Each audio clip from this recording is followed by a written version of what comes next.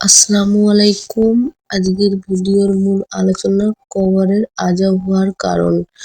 আমাদের চ্যানেল প্রথম হয়ে থাকলে চ্যানেলটি সাবস্ক্রাইব করে পাশে থাকবেন। কবরের আযাব হওয়ার প্রধান কারণ। কবরের আযাব হওয়ার কারণ হচ্ছে দুনিয়ার জীবনে কাবিরা গুনাহ বা বড় বড় পাপ কাজে লিপ্ত থাকা, কাবিরা গুনাহ হতে লিপ্ত এবং তওবা না করে সংশোধন না করে মৃত্যুবরণ করা।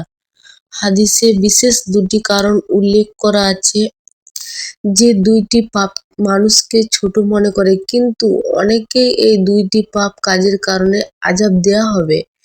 ১ নম্বর, চুগলখড়ি করা, একজনের গীবত আরেকজনের কাছে বলে মানুষের মাঝে ঝগড়া বিবাদ ও হিংসা বিদ্বেষ সৃষ্টি করা।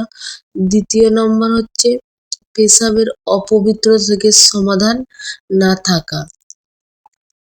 একদা রাসূল সাল্লাল্লাহু আলাইহি সাল্লাম বলেছেন, মদিনা ও মক্কার কোন একটি বাগানের পাশ দিয়ে অতিক্রম করছিলেন, তথায় তিনি দুজন এমন মানুষের আওয়াজ শুনতে পেলেন যাদেরকে কবরে প্রচন্ড শাস্তি দেয়া হচ্ছিল।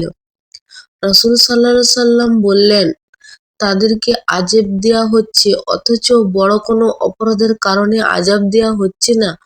অতঃপর তিনি বললেন, তাদের একজন পেশাব করার সময় আড়াল করত না, আর দ্বিতীয় ব্যক্তি একজনের কথা অন্যজনের কাছে লাগাতো।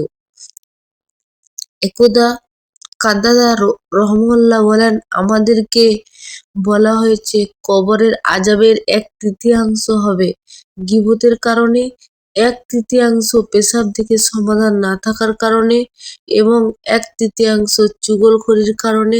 যেহেতু গীবতকারী এবং চুগলখোর মিথ্যা কথাও বলে থাকে, তাই সে মিথ্যাবাদীর শাস্তিও ভোগ করবে।